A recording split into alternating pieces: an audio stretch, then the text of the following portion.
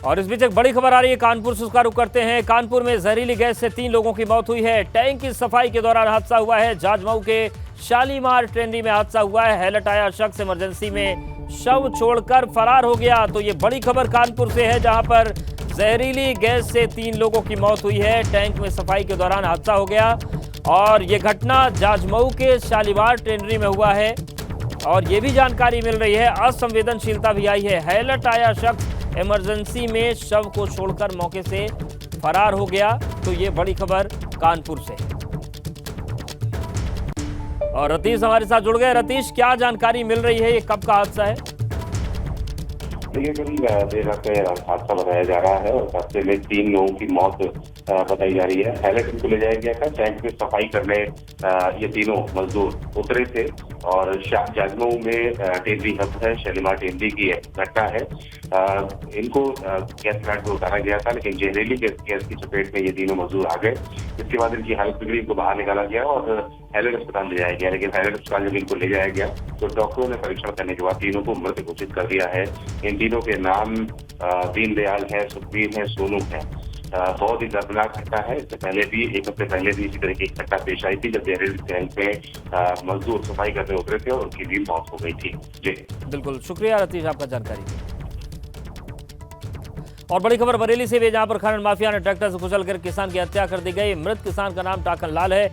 हत्या की इस बड़ी वारदात के बाद गांव में हड़कंप मचा हुआ है। साथ ही ग्रामीणों में जबरदस्त आक्रोश भी देखा जा रहा है। बाद में मौके पर पहुंची पुलिस ने किसान के शव को अपने कब्जे में लेकर पोस्टमार्टम के लिए अस्पताल भेज दिया है। पुलिस की माने तो माफिया की तलाश में छापेमारी चल रही। उधर किसान की हत्या के बाद घर के सदस्यों का बुरा हाल है। खेत में मुखिया ने उर्फ नथुलाल उनने हमारे खेत में गेहूँ बो दिए थे हमारे खेत में। हम वो खेत देखने गए, हम हमारे पिताजी और जो हमारे खातेदार थे नथुलाल, उनका भी नाम है, पिता का नाम प्रीतम लाल है, वो वहीं थे।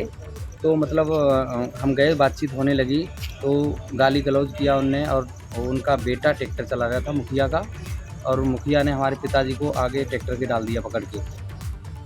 बड़ी खबर अमरोहा से भी है, जहां पर झोपड़ी में अज्ञात शख्स ने आग लगा दी है। घर में सो रही 55 वर्षीय महिला की मौत हो गई। घटना के समय महिला का पति खेत पर गया था। हसनपुर विधायक महेंद्र खड़गवंशी पीड़ित के घर पहुंचे। आरोपी का पता लगाकर सख्त सजा दिलाने की बात कही गई है।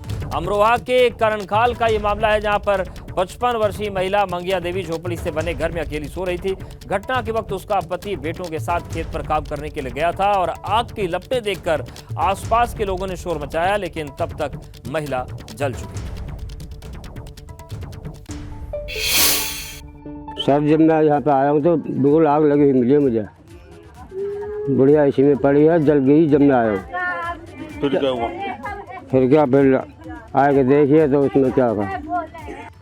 घर में ये वृद्ध सोई हुई थी और सूचना मिली जब कि आग लगी है, और आग लगने के बाद वो लगभग 50% जल चुकी हैं और उनकी मौत हो गई है। हम सब मौके पे इस समय, कोतवाल साहब भी हैं, उनका पूरा स्टाफ है, सभी ग्रामवासी यहाँ इकट्ठे हैं। ये करणपुर खाल गांव का एक मामला प्रकाश में आया है, जिसमें झोंपड़ी में आग लगने से एक महिला की मृत्यु की खबर है।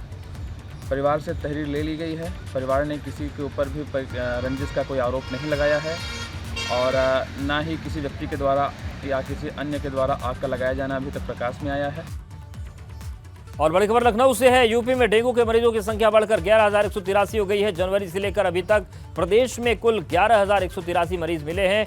पिछले 2 दिनों में यूपी में डेंगू के 2,000 से अधिक मामले मिले हैं। अब तक सबसे ज्यादा 1677 मरीज लखनऊ में है। दूसरे नंबर पर प्रयागराज है, जहां पर 1543 मरीज मिल चुके हैं। तो व्यवस्थाएं किस तरीके से बिगड़ रही हैं, उसके आंकड़े सामने आ रहे हैं। हालांकि शासन और प्रशासन ये कह रहे हैं कि सब कुछ दुरुस्त है, लेकिन जमीनी रिपोर्ट कुछ और ही है। और जमीन पर तो यहां तक कहा जा रहा है कि जो आंकड़े भी हैं ये सरकारी हैं, असल में जो आंकड़े उनकी संख्या कहीं और ज्यादा है। लेकिन अगर हम बात करें डेंगू की सरकारी या फिर ऑफिशियल आंकड़ों की, तो 11,183 इनकी संख्या है। जनवरी से लेकर अभी तक प्रदेश में कुल 11,183 मरीज मिले हैं। पिछले 2 दिनों में यूपी में डेंगू के 2,000 से अधिक मामले आए हैं और अब तक सबसे ज्यादा 1677 मरीज लखनऊ मिले हैं। सवाल ये उठ रहा है कि जब शासन प्रशासन ये कह रहा है कि लगातार छिड़काव किया जा रहा है, लगातार फॉगिंग चल रही है, तो फिर मामले ये अचानक से क्यों बढ़ रहे हैं? इसका मतलब ये है कि कागजों पर तेजी से काम हो रहा है, लेकिन जमीन पर अभी भी बहुत कुछ होना बाकी है।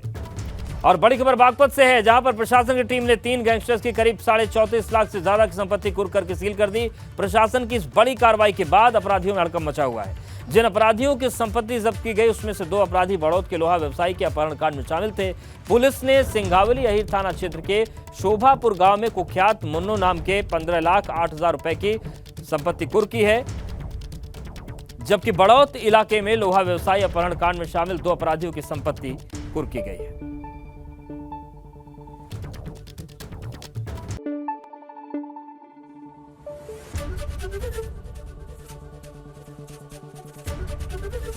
एबीपी गंगा, खबर आपकी, जुबान आपकी।